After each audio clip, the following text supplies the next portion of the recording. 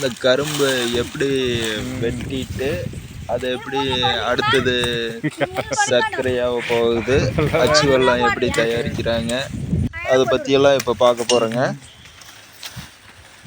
இந்த கரும்பு கட்டுக்கில் கரும்பெல்லாம் எந்த மாதிரி நாம அதில் அந்த முள்ளான முழங்கெல்லாம் குத்துதுன்னு சொல்லுவாங்க. அதுலேருந்து தப்பிச்சு சேஃப்டியாக எப்படி நம்ம அந்த கரும்பை வந்து அழகாக வெட்டி எடுத்து சர்க்கரை ஆலைக்கு அனுப்புகிறாங்க அப்படிங்கிறத பார்க்கலாம். வாங்க பாருங்கள்.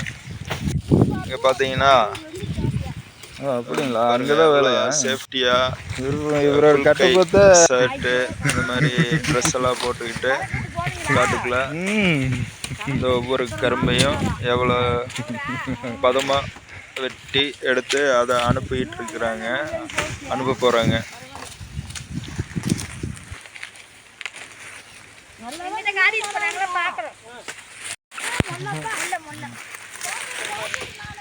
உங்களுக்கு இந்த கால்நடை ஜீவன்கள்னு சொல்லக்கூடிய எருமை, மாடு, இதுக்கெல்லாம் தோவை, வயிற்று உணவு அப்படின்ட்டு இது நல்லா சாப்பிடுங்க.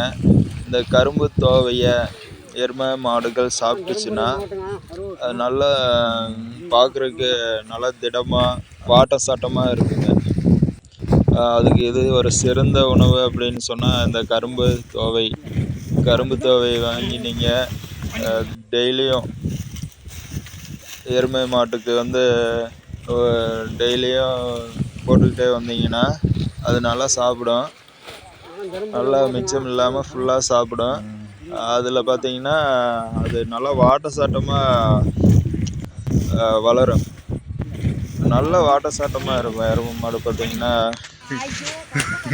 கரும்பு தோவை உங்களுக்கு வேணும் அப்படின்ட்டு நீங்கள் விருப்பப்பட்டீங்கன்னா இந்த நம்பருக்கு ஃபோன் பண்ணிங்கன்னா அவங்க உங்களுக்கு தோவை எங்கே கிடைக்கும் அப்படிங்கிற டீட்டெயில்ஸ் சொல்லுவாங்க. நீங்கள் கேட்டு தெரிஞ்சுக்கலாம். கீழே டிஸ்கிரிப்ஷனில் அந்த நம்பர் கொடுக்குறோம், பார்த்துக்குங்க. இந்த வீடியோ கீழே பாருங்கள், அந்த அவங்களோட நம்பர் வருது.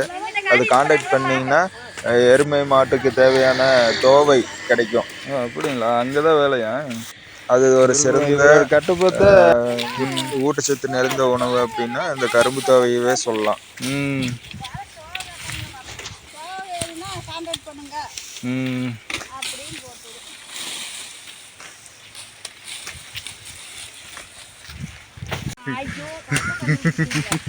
எருமை மாடு வந்து நல்லா நீட்டு போக்காக வளரணும் அப்படின்ட்டு ஆசைப்பட்டீங்கன்னா பார்க்குறதுக்கே அப்படியே டெல்லி எருமை மாதிரி இருக்கும். நம்ம தமிழ்நாட்டு எருமை மாடு தான் நல்லா நீட்டு போக்காக வரும். அந்த மாதிரி எல்லாம் வளரணும் அப்படின்னா இந்த தோவை நீங்கள் கொடுத்துட்டு வந்தீங்கன்னாலே போதும். பால் கறவை ஒரு சிறந்த உணவு. பாலும் அதிகமாக கறக்கும். அதோட நீங்கள் இந்த ஊட்டச்சத்து நிறைந்த மாவெல்லாம் அரைச்சி மிக்சோளம் அது மாதிரி அரிசி அதெல்லாம் போட்டு அரைச்சி